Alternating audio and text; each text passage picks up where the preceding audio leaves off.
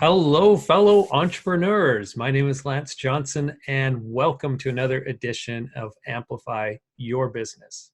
And so today's episode is going to be a little different than episodes in the past. I'm just going to share my screen with you. Just 1 second. So episodes in the past, we were interviewing an entrepreneur who had a particular marketing challenge. And so we would give them some tips and some advice on how they could basically tackle that themselves. In today's episode, what we're going to do is we're going to answer a question that we've received from a few people actually over the course of the last few weeks. And that is, how do you grow your business when you can't network anymore? And so what they're referencing there is the face-to-face or in-person networking. And of course, things now have shifted a lot to this virtual networking online environment in which we're having Zoom meetings or Google Meet meetings or team meetings and so on. And so with video mixers or virtual mixers, what we have at our disposal is still an opportunity to connect with other businesses or connect with consumers, depending if you're in the B2B or B2C space. And so what you want to do, though, is leverage that as an opportunity to develop your network and then use that network to generate leads, or to generate leads from that network, maybe is a better way to put it. So if done right, you will find actually the virtual networking is probably as effective, if not even maybe more effective than what face-to-face networking in the past was.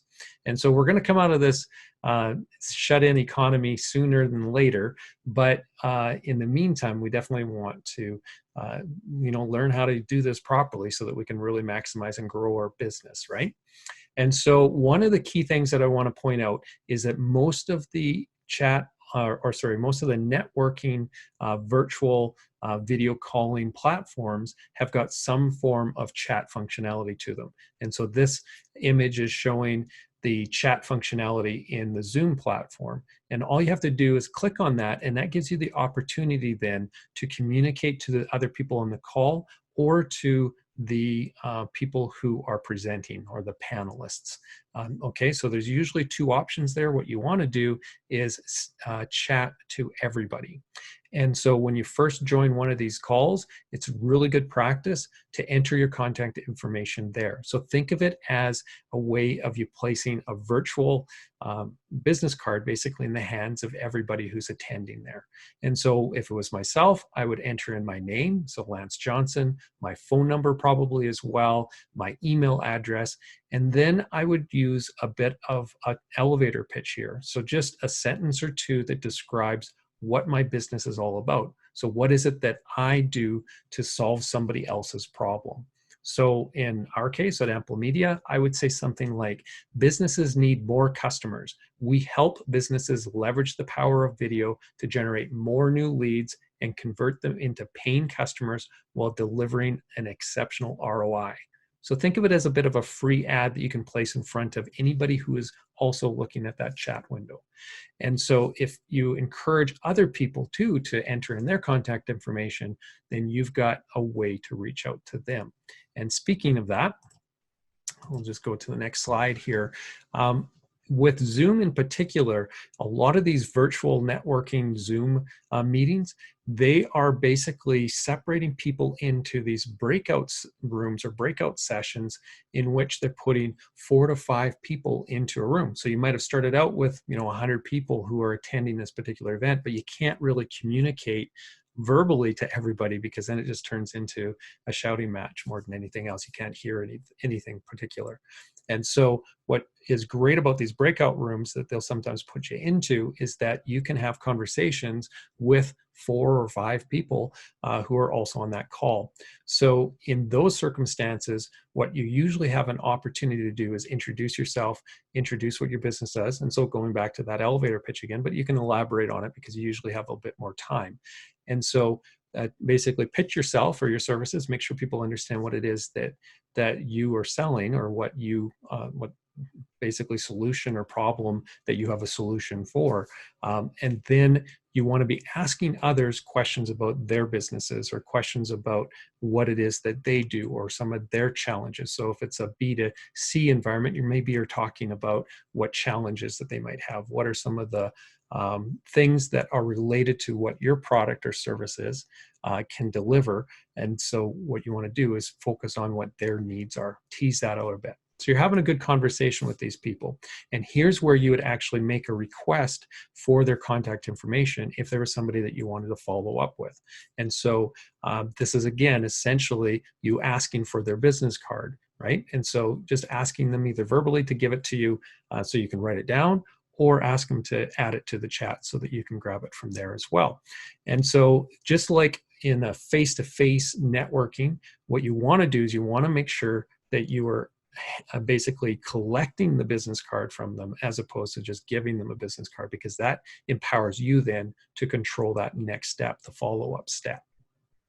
Okay, so after you've got their contact information, what you want to do before sending them an email typically is reach out to them in social media. So send them, if you're B2B, send them a LinkedIn request, connection request. Or if you're on Facebook, try to connect with them there. If you're on Instagram, look them up and follow them and try to start to develop a relationship with them.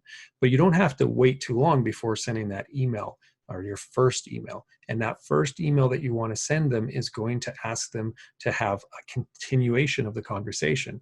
So speak to what it was that you were talking to them about in that breakout room in the Zoom meeting, as an example, and then basically entice them or ask them to have a follow-up conversation. Now, one of the things that's important about the follow-up conversations, and I'm just going to show my website now, is to, when you send them that email, is to use a booking tool like what we use here, which is Calendly. And what Calendly does is allows you to streamline that finding a time and a date that works in both your calendars process, right? So it just makes it a lot simpler and easier for them as well as for yourself. And so when you send that email, send them a link to that Calendly account, and there's free accounts that you can get there, so it's a really great tool, but have that embedded on your website. And the reason why you want to send people to your website, it's a little bit of a hack here, is that it allows you then to put a cookie or a pixel on their browser. And what this means is that you can follow them around essentially and position ads in front of them. So if you had the Facebook pixel on this particular landing page where your Calendly is, excuse me, what you're going to find is that you can create a custom audience in Facebook of anybody who visits this page, and then you can position an ad to them at a later date. So it just gives you a little extra ability to position more messaging in front of them if you wanted to use ads for that. The other thing that it does is it allows you to have this data then collected in Google Analytics as well, so you can see where they're going and how much time they're spending on your website and what that visit looked like. So what were some of the pages that they viewed and how much time. So that is an indicator of how interested they might be in your product or service as well. And so that will help you with that follow-up phone call too. So anyway, you're going to send them to this site or this page that's going to have a Calendly link. They're going to book an appointment with you in there. Now, another advantage of sending them to your website is another hack here. So we'll hack number 2, and that is going to be push notifications. So if you look at our website, down in the corner here, we have this little subscribe to notifications button. And when I click on that, why isn't it opening? Just refresh here because I'd clicked on it once before, and so maybe that's why. So I'm going to refresh and we'll click on this. There we go. And so we see a little pop-up that occurs, and you'll see this on a lot of websites now. Just naturally, you can have a timed pop-up set so that after you've been on the site for a little bit, it pops up this little notification asking you if you want to subscribe to notifications. And these are called push notifications, browser-based push notifications. And a great software that we use is called OneSignal, and it allows you to do all sorts of really cool things with this. Now, if somebody were to click on the allow, then what that does is it essentially creates a custom audience of subscribers to your website. And so you can then push out messages just like you would say send an email newsletter out to people. So you got something important that you want to talk about, you send that email out to people with links to the different content pages and so on in your website that you're wanting them to read. The same thing goes with these notifications. And so if you have something important that you want to send out to somebody or a promotional piece or something like that, it will show up then as a pop-up, usually down in the bottom right corner of their browser, regardless of what site or what web page they're currently viewing. So they don't have to be on your website at all. They could be on, tsn.ca, or they could be on a competitor's website. It doesn't matter because this is showing up in the browser. And so your messaging then pops up, and it's a little alert with a link if you wanted to have a link back to a landing page on your website. So it's a really great hack. And so by sending them to the website, you're getting a greater opportunity of them subscribing to those notifications. And that's always really important when you're trying to stay in contact. Now I'm just going to go back to the presentation slides here. Okay, so now that we talked about sending them over to the website, I want to talk about the sequence, the email that you will be sending them after you've done that first kind of discovery meeting that you've had with them. So the follow-up meeting from the initial virtual networking event that you had. So you attend the virtual networking, you get their contact information, you reach out to them, ask them to book a meeting, you have that meeting with them, you learn more about them. But they might not convert into a customer right away. So what you want to do is nurture that relationship, and email nurturing is great for that. So this is a typical email drip sequence that we would set up for ourselves or for our clients. And so it'll usually start with an email that has a video in it. We're a video first company. You don't have to have video in yours, but a video we find increases engagement, increases click-throughs so that they will click through to the landing pages where they're going to see the rest of the information. And so you're sending those people through to a dynamic landing page that is basically customized with the type of content that they're most interested in, right? So if we're selling two products, product A and product B, and on the conversation on the call, they're talking about their interest in product B, or product B is the best fit for them, then what we would do is we would have a bucket of people, that would drop in. So an audience that would be focused on just the B type information, right? So information about that product B to try to push them along that buyer's journey so they're buying product B. If we're talking about product A when they're interested in product B, you're not going to get as good at conversions. So that's where those dynamic landing pages come in. So depending on who you're sending the email to, the content on those landing pages are going to be slightly different. So in this case, we're going to be talking about product B essentially, right? So each time that they open one of those emails and click through on one of those emails and go to a landing page, if you're using an automated marketing tool, so such as HubSpot or Infusionsoft is another great example. There's tons and tons of them. If you're using one of these tools, then what you can do is you can set up something called lead scoring, which allows you to add points basically to their account that would be based off of their level of interest. So for instance, if we wanted to assign, say, 5 points to somebody every time that they were to click through from an email over to a landing page, then after they've clicked on, say, 3 different emails and landed on 3 different landing pages, they would have a total score of 15. If they watch a video, maybe we add an extra 10 points. And if they navigated to a very important page, so maybe the pricing page, then maybe we give them 15 points, right? Because that's a more important action. Or if they were to download an ebook or something like that, a lead magnet, maybe we're giving them 20 points, right? Those numbers are all arbitrary. But once you get to a total number, a threshold that you've set in the system, so say the threshold is 50. Once they've got to 50 points, they've done enough things that we think that they are likely more interested in the product than somebody who does less. And so they've likely got a better desire or an enhanced desire to purchase that product. And so that's when we want to trigger then a notification to the salesperson or to yourself if you're the salesperson as well, notifying that person, that salesperson, that, hey, this particular person has done all these things and they've now reached that threshold. And so it's probably a good idea to reach out to them if they haven't already reached out to you. And so we use marketing automation tools to set all that up, and so can you. And if you need help with that, definitely let us know. So if they don't do that though, so if they don't end up setting up any calls with you, you want to send them out, drip email number 2, and then drip email number 3, and drip email number 4. And typically in most of these nurturing cycles, where we've got somebody dropping in at the top of the funnel, we're sending them usually 3 to 5 emails. And that's just basically getting them more familiar with your products, more familiar with the way that you deliver your service. If it's a service-based business, we might sprinkle in some testimonials in there as well. A great testimonial video is a fantastic tool because it really enhances the ability to communicate the value that they're going to get, because we've got somebody talking about the value that they received from your product or service as well. So, and it might be like free tools.